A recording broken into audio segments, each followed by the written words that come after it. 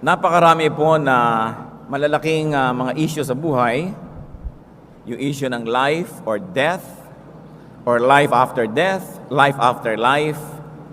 Mga issue ng kaluluwa, ng espiritu, ang lahat ng ito ay malalaking mga bagay.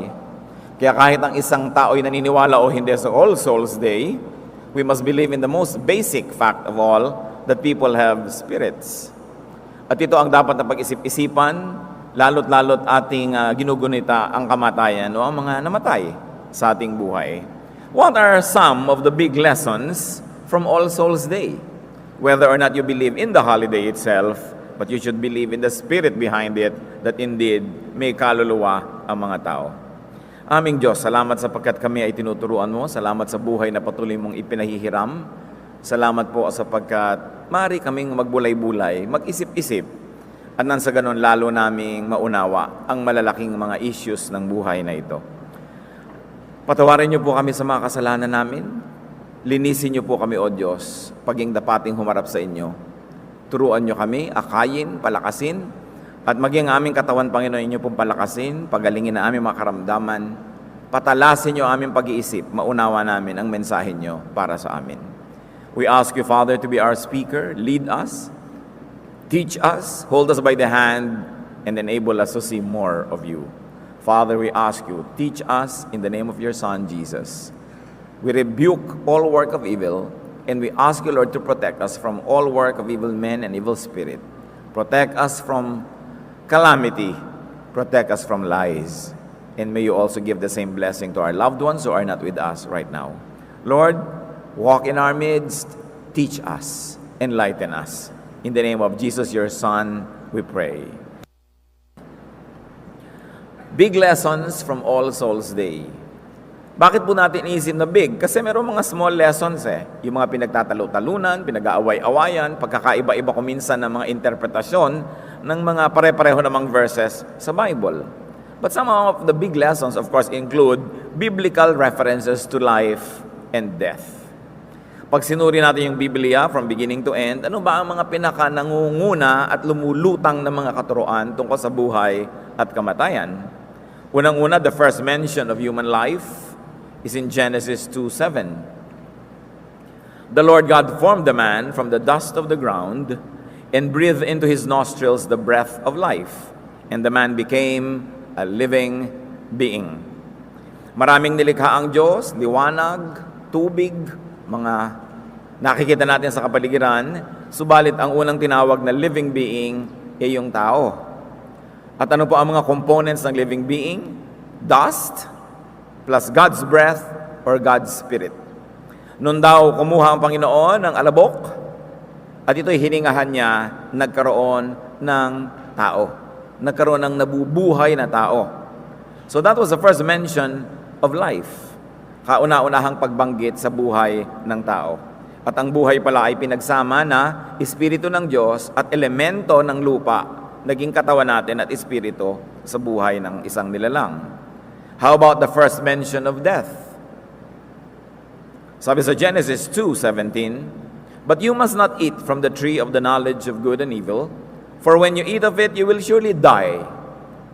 So yun daw ang magiging kamatayan ng tao pagka kumain ng ipinagbabawal na prutas, na bukod sa isang totoong prutas, ay isa ring talinghaga ng pagtalikod at pagsuway sa kagustuhan ng Diyos. So death is physical, death is also spiritual. Could it mean disconnection from God or falling out of God's favor? Sapagkat kung physical death lamang ang kahulugan ng binanggit na kamatayan kay Adan at Eva, ano't nung kinain nila ang pinagbabawal na prutas, ay buhay pa rin naman talaga sila. Sabi ng Diyos, oras sa kainin nyo yan, mamamatay kayo. So merong namatay kay Adan at kay Eva, bagamat buhay pa rin yung kanilang katawan. At naroon pa rin yung espiritu nila sa katawan na yon, may isang uri ng kamatayan. Yung pagkakalagot ng koneksyon ng tao sa Diyos, yung kanyang pagtalikod sa Diyos, at ganun din naman ang sagot ng Diyos sa pagtalikod din sa tao. Na pagka sila nagkahiwalay, isang uri yon ng kamatayan. Ang pinakamarunong na lalaki naglakad sa balat ng lupa, si Solomon, may binanggit na mahalaga tungkol sa kamatayan. What was Solomon's mention of death? Ecclesiastes 12:7. Then the dust returns to the ground it came from, and the spirit returns to God who gave it. Napakalinaw ng pagkakaunawa ni Solomon sa buhay at kamatayan. Na pag daw ang tao ay namamatay, the dust returns to the ground, bumabalik lang sa alabok ang alabok, and the spirit returns to God. Yung espiritong ibinigay ng Diyos nung nagkaroon ng buhay, ang isang nilalang, ay bumabalik sa kanya. Very interestingly, to Solomon, the return was automatic. The return to God of people who died did not entail requirements, or at least he did not elaborate on it. Now let's talk about and let's take a look at some people who died and returned to life.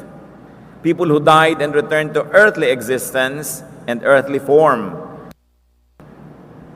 Mayroon po mga namatay na nagbalik o pinabalik ang mga namatay na ito. Samuel. Si Samuel po ay isang napakasikat at napaka-major prophet sa kanyang mga ginawa sa kanyang panahon. Nangungusap ang Panginoong Diyos sa kanya at siya ay kinakasihan ng Espiritu ng Diyos, subalit siya ay namatay. At pagkatapos yon, si Haring Saul na naghahanap ng spiritual guidance ay nangulila sa kanya at nang problema, ang daming problema, walang magbigay ng guidance. So siya ay tumawag at nagpunta sa isang babaeng kilala na tumatawag daw ng mga espiritu ng namatay. Pero si Saul mismo bilang hari, ipinagbawal niya yung pagtawag sa ganito mga espiritu. At maraming hinuli na mga ganoong tumatawag, pero siya naman nung nangailangan, gusto niyang kausapin si Samuel na mayapa na. Pumunta siya sa isang babaeng kilala na nagagawa yon, at natakot yung babae nung makilala siya na siya si Haring Saul. Sabi niya, ipinagbabawal mo na gawin ito, tapos ngayon ipapagawa mo sa akin, baka mamaya arestuhin mo ako pagkatapos. Pero sabi niya, hindi kita aanuhin, tawagin mo si Samuel. 1 Samuel 28, 13 to 15. The king said to her, "Don't be afraid. What do you see?" The woman said, "I see a spirit coming up out of the ground." "What does he look like?" he asked. "An old man wearing a robe is coming up," she said. Then Saul knew it was Samuel, and he bowed down and prostrated himself with his face to the ground. Samuel said to Saul, "Why have you disturbed me by bringing me up?" So tinawag ng babae ang yumaong si Samuel at sabi ng hari, kasi ang nakakakita lang yung babae. "Anong nakikita mo?" "Mayroong isang matandang lalaki lumalabas mula sa lupa." Naku, si Samuel yan. At si Haring Saul na ubod ng yabang ay nagpatira pa sa lupa. At sabi sa kanya, nang bumalik na Samuel, "Bakit mo kayo naabala? Kita mong nananahimik na ako. Ano ba yun?" At nag-usap sila. Anong big story here? That Samuel returned as spirit. But Samuel, of course, presumably quickly returned to where he was after that encounter. Hindi lang naman siya ang bumalik mula sa kabilang buhay. The son of the Shunammite woman. Yung isang babaeng mayaman na kumupkop sa propeta, na ayaw manganak, hindi siya makapanganak, siya ay parang baog. Subalit pinaghimalaan ng Diyos dahil mabuti ang ginawa niya sa propeta, kinupkup niya, nagkaroon siya ng anak. Ngunit ang batang ito ay mga 10 years old na, bigla namatay. Pumunta ang babae sa propetang si Elisha at sinabi, "Bakit mo pa ako binigyan ng anak? Mamamatay din lang pala." At ginawa ng paraan ni Elisha na bumalik sa buhay na ito ang bata. 2 Kings 4:32 to 35. When Elijah reached the house, there was the body lying dead. There was the boy lying dead on his couch. He went in, shut the door on the two of them, and prayed to the Lord. Then he got on the bed and lay upon the boy, mouth to mouth, eyes to eyes, hands to hands. As he stretched himself out upon him, the boy's body grew warm. Elijah turned away and walked back and forth in the room, and then got on the bed and stretched out upon him once more. The boy sneezed 7 times and opened his eyes. So matapos na gawa ng paraan itong propeta, dinapaan niya, dinipahan, pinatungan, pinainit yung bangkay ng init na nanggagaling sa sarili niyang katawan, at inulit pa niya ito, kasama ang marubdob na panalangin, no doubt, ay bumahing ng 7 beses ang bata at nabuhay na muli. Meron pang isa. Ang totoo marami. Kung isa-isahin natin, aabutan tayo ng susunod na undas. The son of the widow in the book of Luke. Pumapasok ang pangkat nila Jesus sa bayan, may lumalabas naman na grupo na maglilibing kasi ang mga libingan nasa labas ng bayan. At sobrang paninimdim ng isang babaeng balo, sapagkat balo na nga siya, ang kaisa-isa pa niyang anak na lalaking inaasahang magtataguyod sa kanyang pagtanda ay namatay at nahabag si Jesus. Luke 7:12-15. As he approached the town gate, a dead person was being carried out, the only son of his mother, and she was a widow. And a large crowd from the town was with her. When the Lord saw her, his heart went out to her, and he said, "Don't cry." Then he went up and touched the coffin, and those carrying it stood still. He said, "Young man, I say to you, get up." The dead man sat up and began to talk, and Jesus gave him back to his mother. Nabuhay din ito tulad ng bata na anak ng balo. Pero of course, namatay din nung dumating na ang kanyang panahong mamatay na naman. Tingnan niyo ang katabi niyo. Diba? Sabihan niya ng good morning. Maraming bumabangon mula sa kamatayan. Lazarus, for instance, alam na alam natin yan. John 11:43-44. When he said this, Jesus called in a loud voice, "Lazarus, come out." The dead man came out, his hands and feet wrapped with strips of linen and a cloth around his face. Matalik na kaibigan ni Jesus si Lazaro. Namatay ito, nagpalipas pa si Jesus ng 3 araw bago dumalaw. Kaya nung dumating siya, nailibing na ang bangkay at namamaho na. Pero pinabuksan niya yung libingan. Ang mga libingan ng araw para mga kuweba, may takip lang na malaking bato. So pwede mong buksan. Hindi katulad nung nasa nicho ka pa. Kaya kung gusto yung bumangon na muli, huwag sa nicho. Mahirap, di ba? So nandun lang siya sa parang yung ib, may takip. Pinatanggal. Sabi ko, pag binuksan ho natin, aalingasaw. Buksan. So binuksan. Sabi niya, "Lazaro, labas." At lumabas nga. May mga tali-tali at mga balot-balot. No? Si Tabitha, isang babaeng balong napakabuti ng kalooban, matulungin sa mga kapwa niya, mga babae, namatay, ipinagluksa ng mga natutulungan niya at ipinatawag si Pedro. Humihingi sila ng paraan. Acts 9:40. Peter sent them out of the room. Then he got down on his knees and prayed. Turning toward the dead woman, he said, "Tabitha, get up." She opened her eyes, and seeing Peter, she sat up. Isa na rin itong malamig, maputlang bangkay, subalit dumilat, naupo. Muli niyong tingnan ang inyong mga katabi. Di ba? Salamat na lang, buhay tayong lahat. Tabitha died and lived again, and presumably died again. Eutychus, no?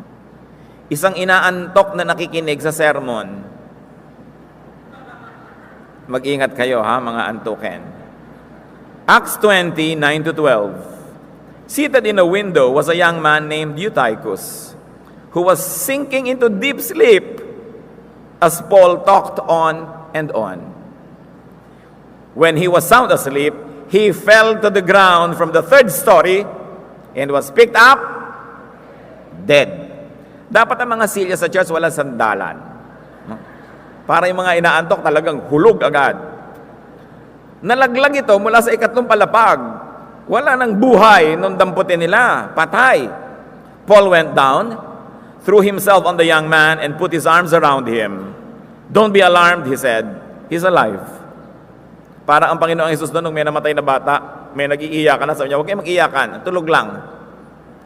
Then he went upstairs again and broke bread and ate. After talking until daylight, he left. The people took the young man home alive and were greatly comforted. Moral lesson, huwag kayong aantukin kung mahaba ang sermon.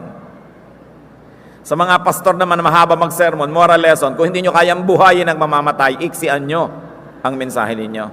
Di ba? Pareho lang na may dapat matutunan ang mga tao dito. So Eutychus died, yet lived again. and then died again, of course. At marami pang iba. The supreme example of someone coming from the dead, Jesus. Mark 16:16, nung nagdagsaan ng mga tao para puntahan yung libingan ni Jesus, walang inabutang bangkay. Don't be alarmed, sabi ng anghel. You are looking for Jesus the Nazarene, who was crucified. He has risen. He is not here. Napakagandang balita, no? Jesus, unlike the others, did not die again after he lived again. Tuloy-tuloy na yon. He returned as spirit. Kaya alam natin yung mga kwento na siya nakakalampas-lampas sa mga dingding. But he also returned with a body. Kaya alam natin yung mga kwento na kumakain siya, nakikisalamuha sa mga tao.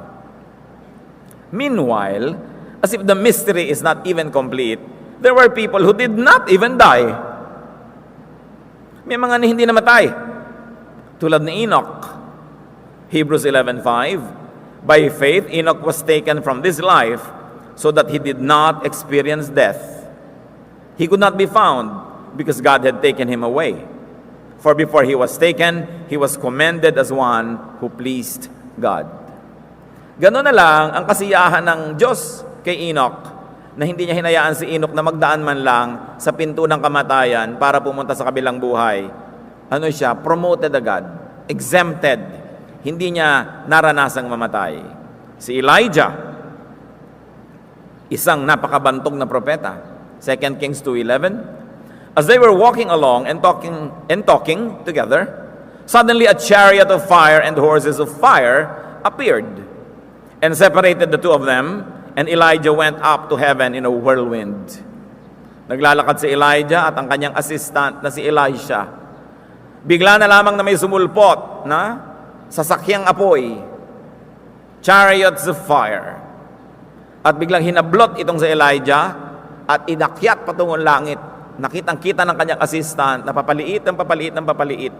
Nawawala yung kanyang boss. At siya ang nagmana noong balabal o nung mantle o nung otoridad ni Elijah. Ito ay inagaw mula dito sa lupa, dinala sa langit ng diretso si Elijah. Marami pa. If you have an oversimplistic view about that, review the Bible. Everything is there. So, faith, consciousness, doctrine evolved over time. And when you read New Testament theology, you see Christian teaching on eternal life. The consciousness evolved. The doctrines got developed. So that in Christian teaching, you see the spirit, the soul that sins, dies. In fact, in Christian theology, the soul that sins is dead. Ang espiritu, ang kaluluwa na nagkakasala ay patay sa paningin ng New Testament.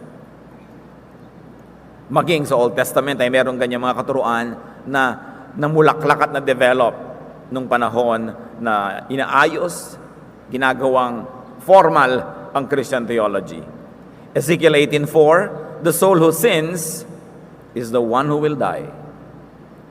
So ang tunay lang daw na makakalasap ng kamatayan ay yung mga espiritong nagkakasala. At pagkatapos ang Panginoon ay nabuhay mula sa kamatayan, repentance and faith in Christ resurrects the dead soul. So bantayan natin na ang namamatay, yung espiritong nagkakasala. Subalit, sa pagbangon ni Jesus mula sa kamatayan, ang lahat ng magbabagong loob, magbabalik loob sa Diyos, magsisisi, mananalig, tatanggap kay Jesus bilang Panginoon nila, ay tutulad sa ginawa ni Jesus, babangon mula sa kamatayan at magkakaroon ng buhay na walang hanggan. John 5:24, I tell you the truth, whoever hears my word and believes him who sent me has eternal life and will not be condemned. He has crossed over from death to life. Si Jesus ang nagsasalita. Ang manalig daw sa Kanya at maniwala doon sa nagsugo sa Kanya ay tumawid na mula sa kamatayan tungo sa buhay na walang hanggan. In other words, hindi ka na mamamatay. Pero sabi mo, bakit yung mga tumanggap kay Jesus ang nanalig? Ayun, namatay, nakaburol pa nga. Namatay lang yung katawan nun. Pero yung espiritu niya, hindi na mamamatay. Kasi oras na nakawala yung espiritu doon sa katawan na siyang bumibilanggo dito, ay diretso siya sa piling ng Diyos. Kaya sabi ni Jesus, kung kayo nananalig sa akin at sa Ama na nagsugo sa akin, di nyo na mararanasang mamatay. Pag sinabi, paano po namatay ako? Katawan mo lang yon. Eto ka, espiritu, diretso ka sa Diyos. Kaya ang inililibing lamang, yung kinekremate lamang, kung ano man ang gusto nyong proseso, yung katawan. Parang damit mo lang yon na sinunog, damit mo na inilagay sa maleta, ibinaon sa lupa, hindi ikaw yon. Yun lang yung lupang katawan na isinuot ng iyong espiritu. Kaya mga ibang takot na takot sa kamatayan, ayoko maburol, ayoko malagay sa nicho, claustrophobic ako, hindi kayo yon. Parang damit nyo lang yon. Pag ba nagbiyahe kayo at yung damit nyo nasa maleta, nasasakal ba kayo, nasusuffocate? Hindi naman. Kasi hindi naman talaga kayo yon. Kaya sabi ni Jesus, hindi nyo na mararanasan yan kung kayo nananalig sa akin. Kaya tayo mga nagmamahal sa mga mahal natin sa buhay, dapat natin silang turuang manalig kay Jesus. Manalig sa ang Diyos sa langit na nagsugo kay Jesus, sapagkat ang pangako ni Jesus, hindi kayo mamamatay. Romans 6:23, for the wages of sin is death, but the gift of God is eternal life in Christ Jesus our Lord. Ang bayad sa kasalanan ay kamatayan, subalit ang walang bayad na regalo ng Diyos ay buhay na walang hanggan sa maniniwala kay Jesus. So, hindi magbabayad ng kanyang kasalanan yung nanalig kay Jesus. Bakit? Si Jesus ang nagbayad sa krus. At sa Christian theology, syempre, only those resurrected in Christ will go back to God. Pagka ikaw ay nanalig kay Jesus, babalik ka sa Diyos kasi may daan ka na dadaanan, tutulayan, pabalik sa Ama. Kaya sinabi ni Jesus sa John 14:6, I am the way, the truth, and the life. No one comes to the Father except through me. 1 Thessalonians 4:16-17, for the Lord himself will come down from heaven with a loud command, with the voice of the archangel, and with the trumpet call of God, and the dead in Christ will rise first. Sa pagbabalik daw ni Jesus, yung mga unang nangamatay na nananalig sa Kanya, ang unang babangon mula sa kamatayan. After that, we, meaning the believers, who are still alive and are left will be caught up together with them in the clouds to meet the Lord in the air. And so we will be with the Lord forever. Maraming mga theologies, many of them divisive and fighting with each other, were developed from these teachings. Ang mahalaga, hindi man kuminsan nagsumasang-ayon ng lahat ng scholar sa mga detalye ng pagbibigay kahulugan dito, isa ang dapat ay agrihan ng lahat, na ang ating espiritu bilang mananampalataya ay makikipag-ulayaw sa Diyos ng walang hanggan. Mga detalye, kanya-kanya na lang ang mga sekta dyan. Walang mararating ang pag-aaway at pagtatalo. Hindi yan nalutas ng 2,000 taon. Huwag nyo isiping malulutas ngayon. So huwag na lang kayo sumasali sa ganyang mga gulo. Hayaan nyo yung mga ibang may ibang pananalig. Ang pinakamahalaga, ikaw naniniwala ka sa Diyos, nananalig ka kay Jesus, tinanggap mo siyang Panginoon at tagapagligtas, tayo'y makakasama niya matapos ang ating physical na kamatayan. Yun na lang, pag-agrihan nyo, hayaan nyo na yung mga detalye. Kanya-kanya naman ang paniniwala, kanya-kanya naman ang paninira doon sa kakontra ng paniniwala. Pero pare-parehong anak ng Diyos at isang Biblia ang binabasa. Huwag nyo nang ambisyoning masettle yan, di na yan masesettle. Ang kailangan na lang, sabihin mo, ganyan nga talaga, kanya-kanyang scholarship. Ang mahalaga, we agree to disagree, and we have respect for our fellow seekers. Hindi tatahimik at papayapa ang buhay ng mga Kristiyano. Kadalasan naman, ang kaaway ng Kristiyano, hindi naman yung taga-ibang relihiyon. Kapwa niya Kristiyano na may ibang scholarship. Baduy na yan. Dapat tama na yung mga ganyang kababawan at pag-iisip bata. No? Dapat na natin sabihin, sige, may iba kang paningin, kasi ang paningin naman ng tao, mapaiba man sa'yo, hindi ibig sabihin demonic siya. Kumisan, ganun lang yun ngayon kasi nandun yung degree ng kanyang scholarship, nandun yung antas ng kanyang maturity. Kung lumao naman at matuto yan at nag-mature, nag-iiba rin naman ang pananaw. At ikaw din, pwede rin mag-iba rin ang pananaw mo habang may mga nalalaman ka. Kaya hindi ka dapat pumapatay o nagpapakamatay para sa mga ganyang bagay. Ang mahalaga na unawa mo yung the big story, no? The big teaching. And the little interpretations of it, hindi talaga may iwasan na kanya-kanya. Si Paul nga at saka si James at saka si Peter, hindi naman lagi silang nag-agree eh. Yun nga mga apostles mismo, nagtatalo-talo na para mga isip bata. At kung gaano sila noon isip bata, ganoon din ang marami ngayon, lalo may mga PhD dyan, talagang ang hilig makipaggera. No? Habang dumadami ang nalalaman, nawawala ng pag-ibig sa kapwa at yung mayabang at nagiging palalo. Kaya dapat nakikita natin na yes, scholarship is never permanent because knowledge is dynamic. You continue to change your perspective as you continue to grow in knowledge. 1 Corinthians 15, 22 to 24. For as in Adam all die, so in Christ all will be made alive, but each in his own turn. Christ the first fruits, then when he comes, those who belong to him. Then the end will come when he hands over the kingdom to God the Father after he has destroyed all dominion, authority, and power. As we can see, this is now a development from the teachings of Solomon. Sabi ni Solomon noon, pag namatay, bumabalik ka sa Diyos. Ang katawan mo babalik sa lupa, ang espiritu mo babalik sa Diyos. Nagkaroon ng mga specific ways and methods as Christian theology developed over the time. Ano po ang mga conclusions at mga challenges na makikita natin sa malaking istorya?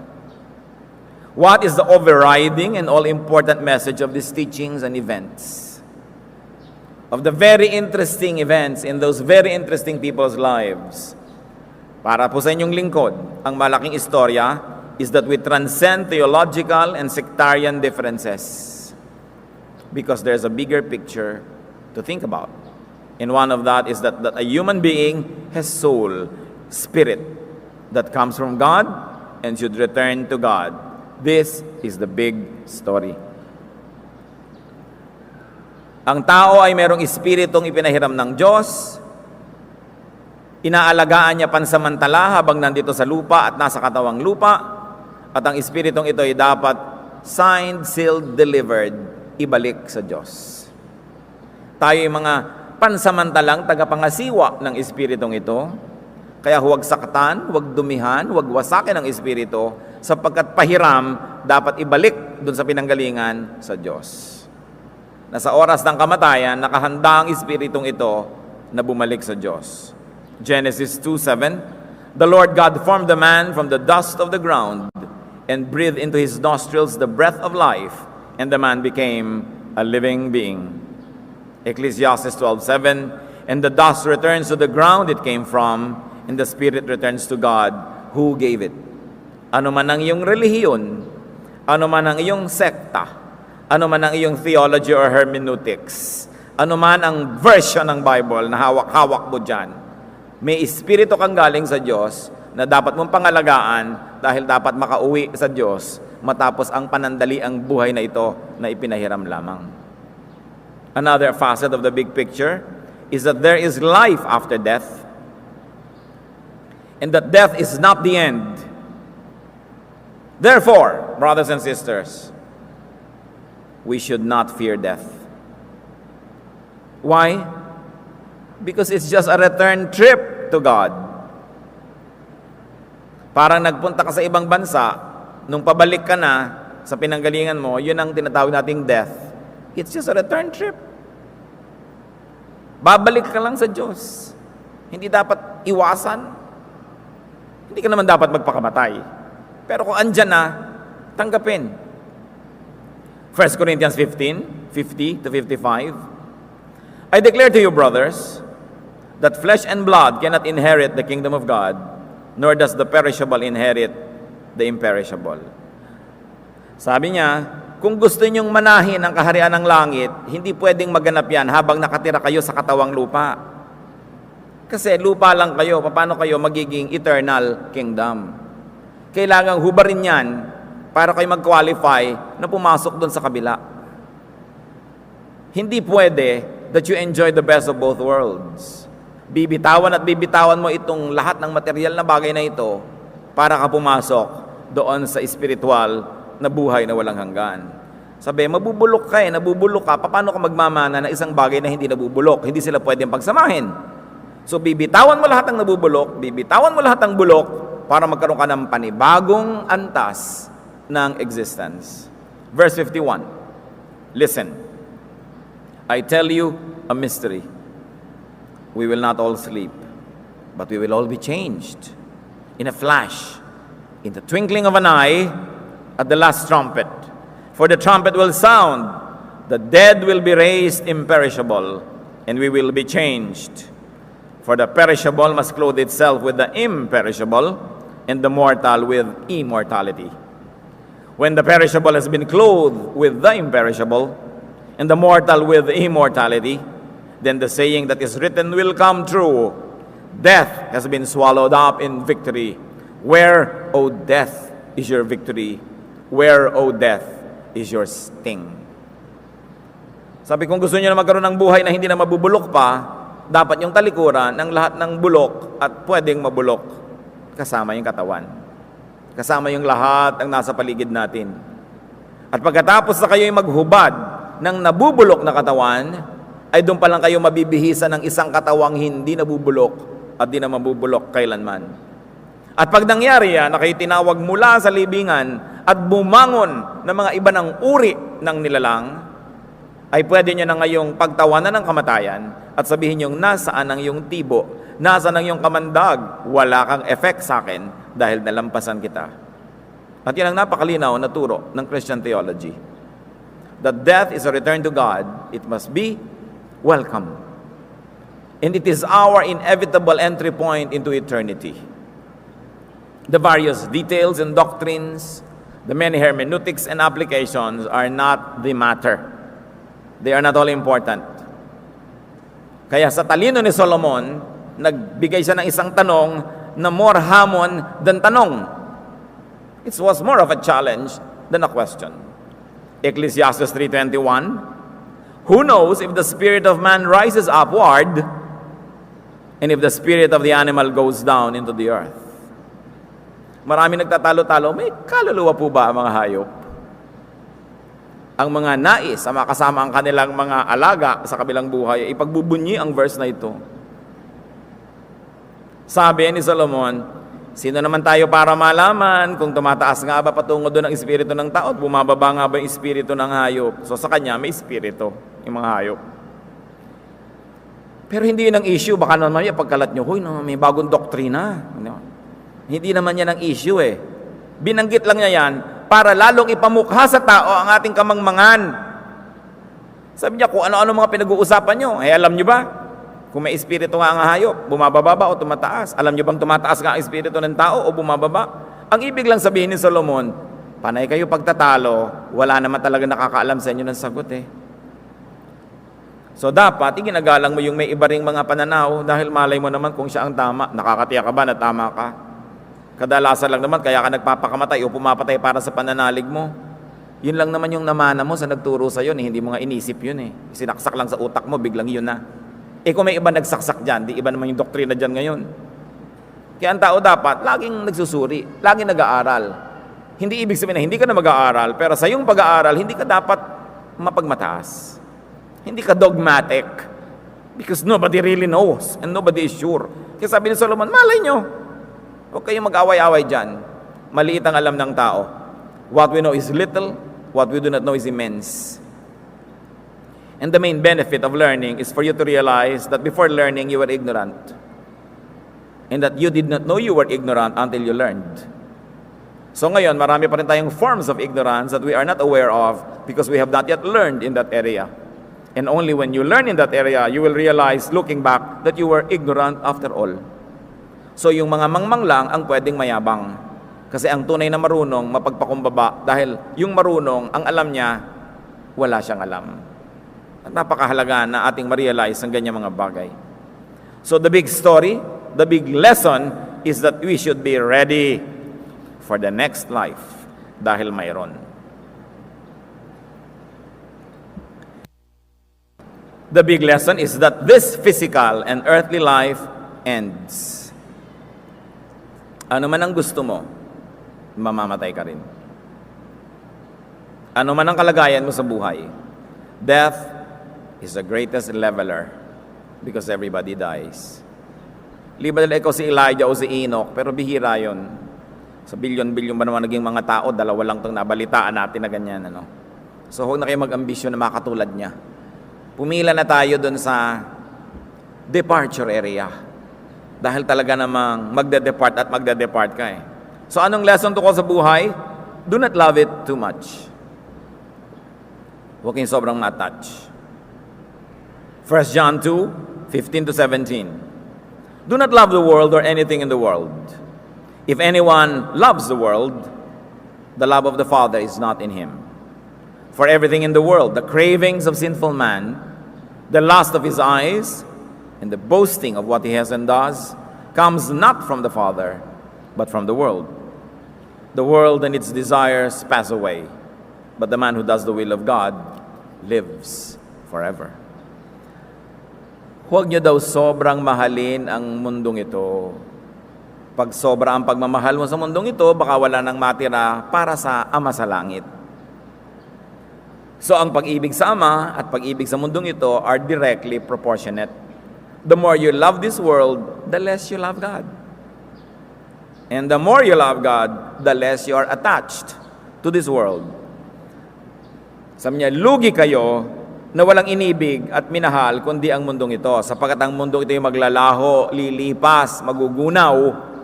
Di lugi ka kasi ang minahal mo magugunaw.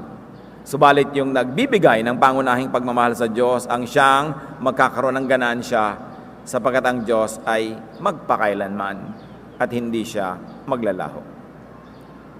But, and this is a big but, though you don't get too attached to the world, love it enough.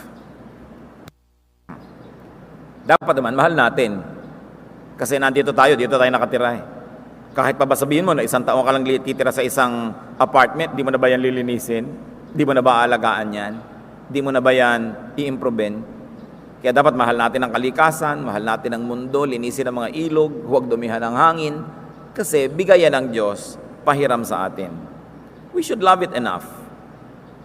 While we do not get too attached to worldly concerns, we should be attached enough. Dahil alangan namang hindi na kayo magluto dahil banal kayo. Alangan namang hindi nyo natanggalin ang uling sa puwet ng kawali dahil kayo maka-Diyos. Alangan namang hindi nyo naitaob ang baso at nakatiwangwang na lang doon dahil magdarasal kayo. Meron tayong attachment na pang kabilang buhay at pang doon sa spiritual world. Pero dahil nandito tayo sa mundong ito, tiklupin nyo ang kumot, maglaba kayo, diba? Magpa-shampoo kayo ng buhok, gupitin ang kuko, kasi duty at privilege yan habang nandito tayo. Be godly. That is one of the ways to love life enough. Glorify God with your life. 1 Corinthians 6:20, honor God with your body. So mananalamin tayo and you say, do I honor God with my body? Nililinis ko ba? Inaayos ko ba? Pinapalusog ko ba? Binibihisan ko ba ng tama ang katawan na ito? Romans 12:1, therefore I urge you, brothers, in view of God's mercy, to offer your bodies as living sacrifices, holy and pleasing to God. This is your spiritual act of worship. So yung worship hindi lang yung a-attend ka ng worship service. Sabi, honor God in your body. Offer your body as a living sacrifice. Ibig sabihin, may mga sakripisyo kang ginagawa sa katawan na ito kung gusto mong maging maka-Diyos. At hindi lang yun pag-iwas sa adultery. Pag-iwas din yun sa sobrang calories. Pag-iwas sa sobrang sugar. Pag-iwas sa sobrang mga pagkain na hindi mabuti sa ating katawan, sa ating dugo. Living sacrifice din yun. Ngayon, kung sabi ka ng sabi, offer your body as a living sacrifice, pero hindi mo mapigil lang yung takaw. Hindi mo mapigil ang gusto mong kainin kahit alam mo nang busog na busog ka na talagang sasabog na yung tiyan mo, lagay ka pa ng lagay. You are not dealing with your body as a living sacrifice. You are sacrificing your body. Ganun ang nangyayari doon. Kaya, yung spirituality, makikita mo din sa itsura ng tao. Liban na lang, genetically or chemically predisposed siya na magkaroon ng mga disorders. Meron talagang ganun hindi niya kasalanan, hindi naman dahil wala siyang disiplina, pero ganun talaga yung nangyayari sa weight niya kasi predisposed siya genetically. Pero maraming tao, maaayos sa atin yung lahat ng itsura natin, yung ating mga ginagawa sa katawan, kasi gusto natin i-glorify yung Diyos. It's part of worship. Hindi lang hallelujah, hallelujah yan. Pati sa pinipili natin, kainin at hindi kainin, worship pa rin yun. Because we love life enough, be fruitful. Kailangan mabunga ang tao. Nung nilikha siya, Genesis 1:22, God blessed them and said, be fruitful. Hindi lang biological fruitfulness yan. Dapat meron tayong mga trabaho, merong bunga ang mga trabaho natin, meron tayong mga tinatanim para umani, naglilingkod tayo para sumweldo. We should work and produce wealth. Another way, of course, to love life enough is to love and be loved by people. 1 John 4:7, dear friends, let us love one another, for love comes from God. Everyone who loves has been born of God and knows God. Ang tunay na patotoo na tayo nasa Diyos ay marunong tayo magmahal. At hindi lang magmahal ng romantic love, lahat ng uri ng pagmamahal. You have to love life enough so you should be happy.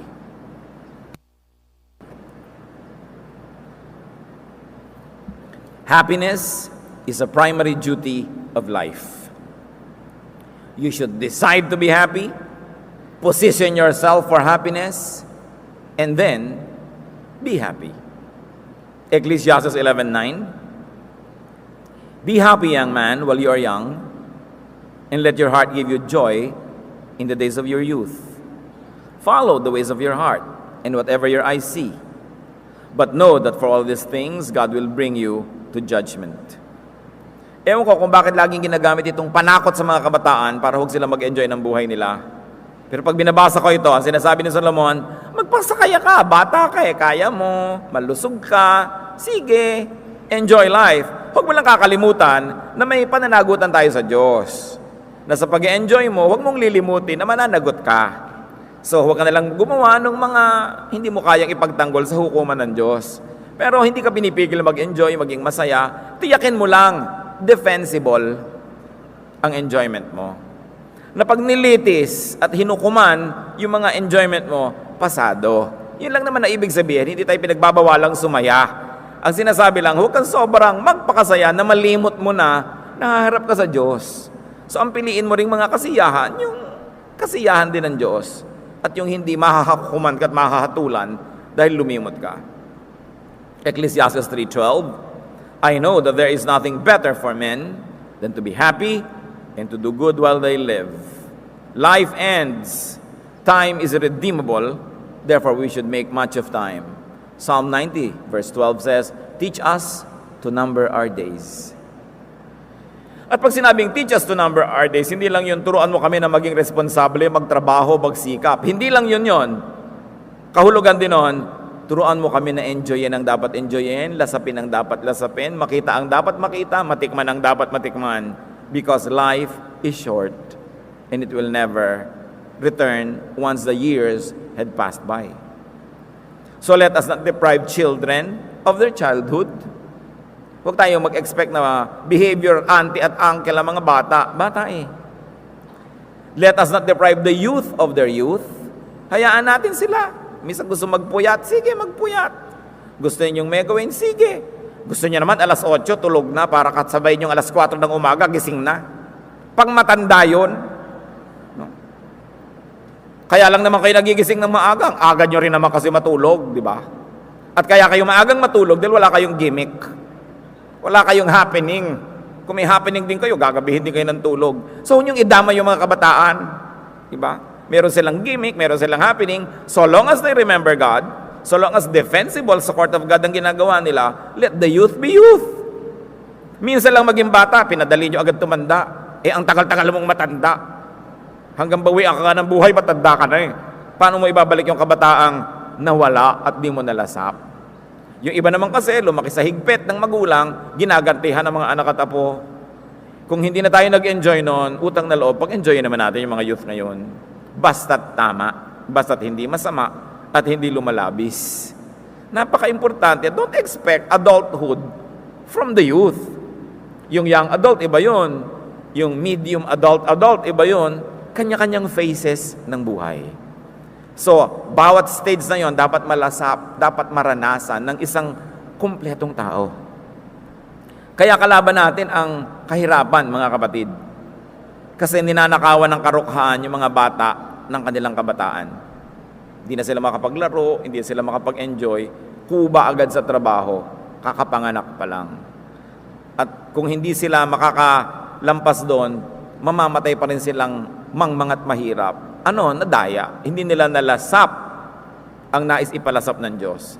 Nung nilikha ng Diyos ang daigdig, lumikha siya ng maraming papaya para makain ng lahat. Hindi lang pang mayaman yan.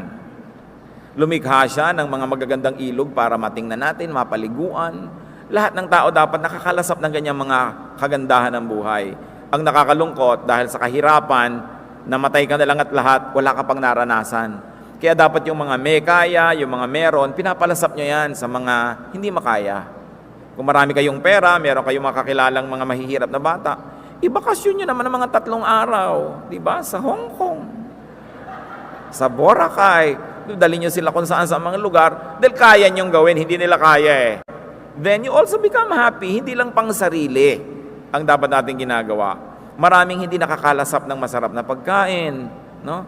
Tuwing kakain na lang sila, hati-hati. Itlog ng pugo, 5 ang maghahati. Di ba? Kaya, ang hirap naman, pati shell kakainin mo na tuloy.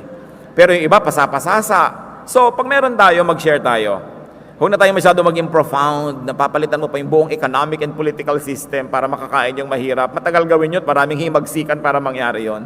Yung kaya mong pakainin ngayon, pakainin mo na. Yung kaya mong ilibre, ilibre mo na. Kumakain ka sa restaurant, ang sarap ng pagkain, umorder ka ng isang masarap na putahe at ibigay mo kay waiter o iuwi mo sa iyong mag-iina.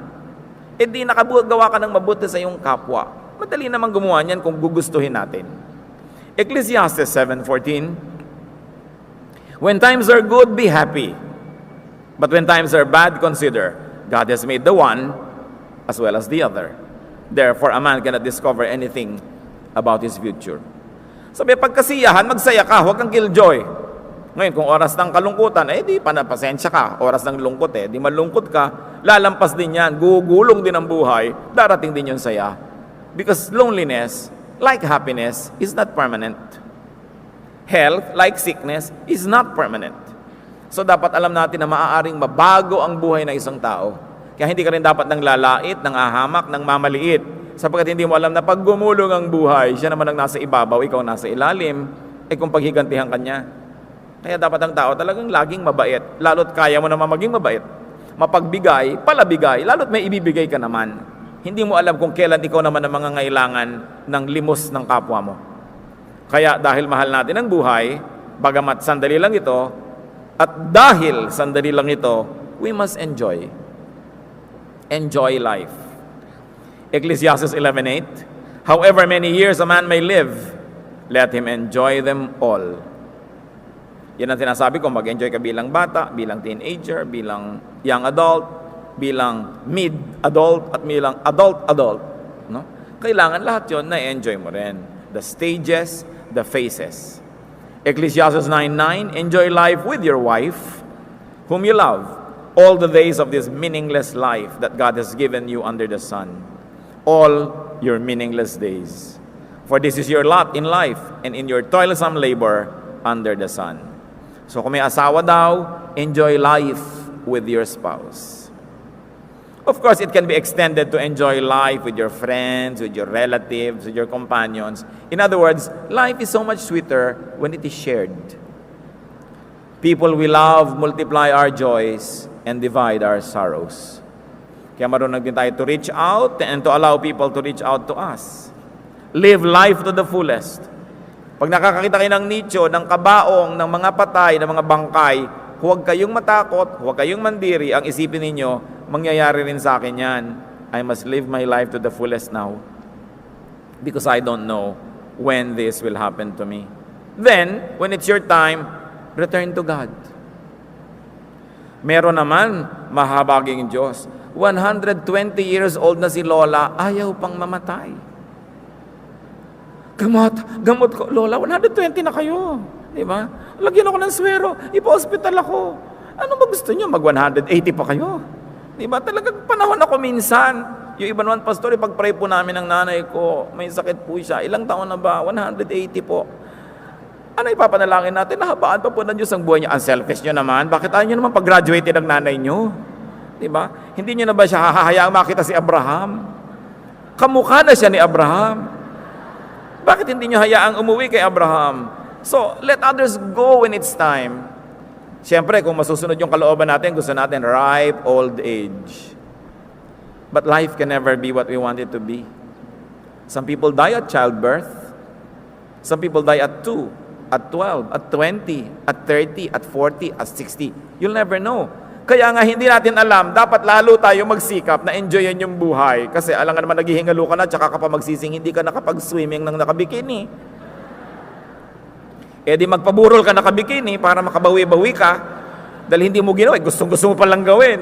Marami tayo kasing gustong gawin, hindi natin ginagawa. Ewan ko ba kung bakit, timpi ng timpi, pigil ng pigil. Basta hindi ipinagbabawal ng Diyos, gawin mo. Diba? And I don't mean the bikini thing. Baka naman mamalengke kayong nakabikini, sabi ni Pastor Ed. No? May tama namang lugar eh. Alam nga namang maliligo ka sa beach, naka-duster. Di paglutang mo sa tubig, lobo ka. Pag ahon mo, may dala kang buhangin. Magagalit sa'yo ang DENR. Mauubos ang puting buhangin ng ating mga dalampasigan. So may tamang lugar. Meron naman mga relihiyoso, magsuswimming sila. Church swimming. Ang mga girls naka-long pants, naka-long skirt over the pants, naka-long sleeves, at may pugong ang ulo. Ba't hindi nila kayo humiga sa kabaong? Handa na kayong maiburol. Anong klaseng pamumuhay ito? Bakit ganon? Because of theology. Because of hermeneutics. Na siguro may 2-3 mga tao nung araw na nag-decide na magiging super conservative sila, tapos ipinamana sa napakaraming mga disipulo. Kaya marami ngayon nagdurusa sa balat ng lupa. Mamamatay na lang, hindi pa sumaya. Bawal umindak, bawal ang tugtog, bawal ngumiti, bawal lahat. Kamatayan lang sa krus hindi bawal. So dapat pinag-iisip-isipan natin ang ganyang mga bagay. To Solomon, death is a return. In fact, death is the return to God. So live to the max and then die well. It's not a bad deal. Have a general knowledge of theology and interpretations, but do not die or kill for it. Believe in the beliefs of your local church, but do not kill or die for sectarian schools of thought. Tigilan nyo na ang kaiisip kung pre-trib, mid-trib, o post-trib. Kahit kayo tumalon sa bangin, hindi nyo na yan malulutas. Tigilan na ang kanyang mga usapin. Ang mahalaga ay handa mo ang iyong sarili. Kung kailan man bumalik ang Diyos, ano man ang maisipan niyang itsura ng langit, huwag natin pagtalu-talunan kung perlas ban totoo, yung gate o ano. Ang mahalaga, kasali ka sa papasok doon. So when the day is done, what's really important is that you live a good life, you live a godly life, you're a good steward, you enjoyed life, and when it's time to go, go. Do not fear death. At kung meron tayong mga mahal sa buhay na talagang hinihingi na ng katawan nila, ng kalagayan nila, ng karamdaman nila, na humarap na sila sa Ama, tanggapin natin. Hindi naman talaga naiiwasan ang hindi naiiwasan. Pinahihirapan lang natin kumisa natin sarili at yung mga mahal natin sa buhay. Kung ipinagpipilitan na natin to live is Christ, samantalang oras na to die is gain. Dapat meron tayong karunungan na nagmumula sa Espiritu na alam natin kung kailan tayo hahawak ng mahigpit at alam natin kung kailan natin luluwagan at ipagpaubaya sa Diyos ang lahat. Ama namin, salamat sapagkat may buhay. Salamat sapagkat may buhay sa kabilang buhay. Na kami hindi lang mga lulutang-lutang na mga kawalan dito sa mundong ito, merong direksyon ng buhay at may pupuntahan kami. Salamat at alam namin yon. Nawa ang kaalaman na ito ang magpakumbaba sa amin at magturo sa amin na pagmalasakitan ng mga hindi nakaalam nito upang amin turuan, upang bahaginan namin ng mga babahagyan naming nalalaman. Huwag kami maging palalo at mayabang, kundi kami maging mapagpakumbaba sa patuloy na paghahanap ng kahulugan ng buhay na ito. Kung meron kami mga mahal sa buhay, Panginoon, na niloloob mo na umuwi sa iyo, kalamayin mo aming loob, payapain nyo kami, matanggap namin ang mga dapat tanggapin. At para doon sa mga umuwi na sa iyo, na hanggang ngayon ay pinipilit pa naming hilahing bumalik, pagkalooban namin sila, Panginoon, ng kapayapaan at kami man magkaroon ng kapayapaan na tanggapin ang mga hindi naiiwasan. Samantala, habang pinapahiram nyo kami ng buhay na ito, ipaalala nyo, bawat araw regalo nyo. Hindi dapat gumising sa isang umaga ng nakareklamo, nakasimangot, kundi magpasalamat sapagkat may isang araw pa kayong ipinahihiram. Nawa, mapahalagahan namin ang araw na yon sa paggawa ng kabutihan at kabanalan at sa pagiging mabuti sa aming kapwa, maging sa amin.